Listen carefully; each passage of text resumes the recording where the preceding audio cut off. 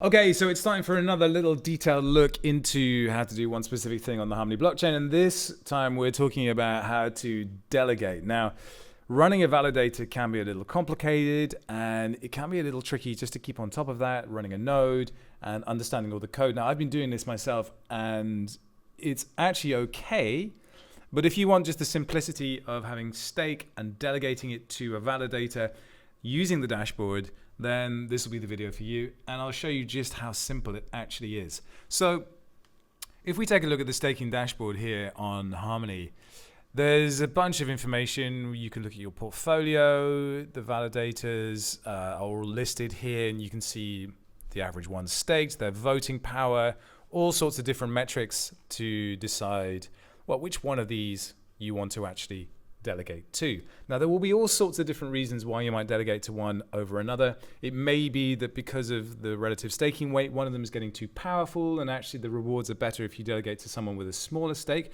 That's the way effective proof of stake has been designed.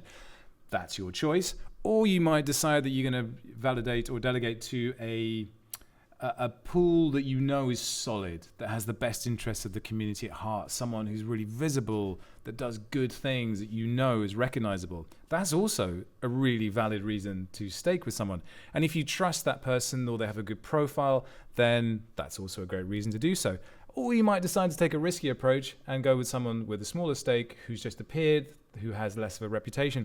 That's the way the system is designed. It incentivizes good behavior, but it also incentivizes game theory and economics to help make the network more diverse, to help make the network more secure, because of all these different factors that are related to how the staking is actually weighted, which is pretty cool. And you can see all of that here on the dashboard. So how do you actually stake to someone? Well, first of all, you actually need some one tokens.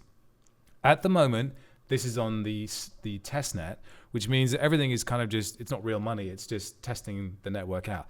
PANGAEA Ops are actually testing all the different vulnerabilities. The hacking competition is going to open up soon.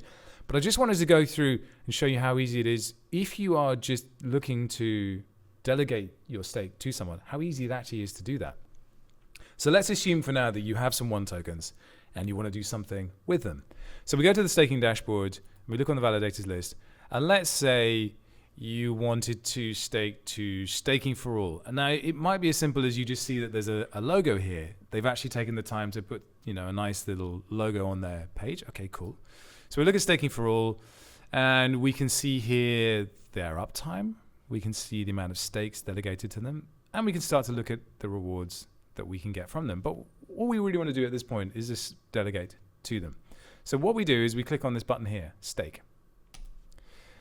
And it allows us to delegate a certain amount of one tokens to them. Now down here you'll see information about how much you have available to delegate and the remaining available stakes. Now the remaining available stakes is how much the particular validator is allowed to have stakes to them based on the settings that they put in when they set up their node in the first place. And those are all variable and they can all change. But at this point in time, I just want to delegate 101 tokens to staking for all. So I type that in, and then I click on next. Then next. And then it says, please send the transaction to be signed in the Harmony browser extension. Now, I haven't actually set up this Harmony browser extension so far, so I'm going to do that right now. So I'm going to go to recover account. I already have a Harmony address. So I'm going to call this supermassive delegator. Type in a password. Type in a password. I have my CPass already in there. So now my wallet address is now linked to the dashboard and to this browser extension. So now if I want to use this account, I can go back to staking for all. Now the browser extension has been set up. Go to stake, type in 101 tokens, click on next. It'll give me the fees, which are pretty much nothing. And now you'll see a little red box with the one number in it, which means there's one transaction waiting to be signed in there. So I click on the box. I have to obviously type in my password to sign the transaction, approve it, yes.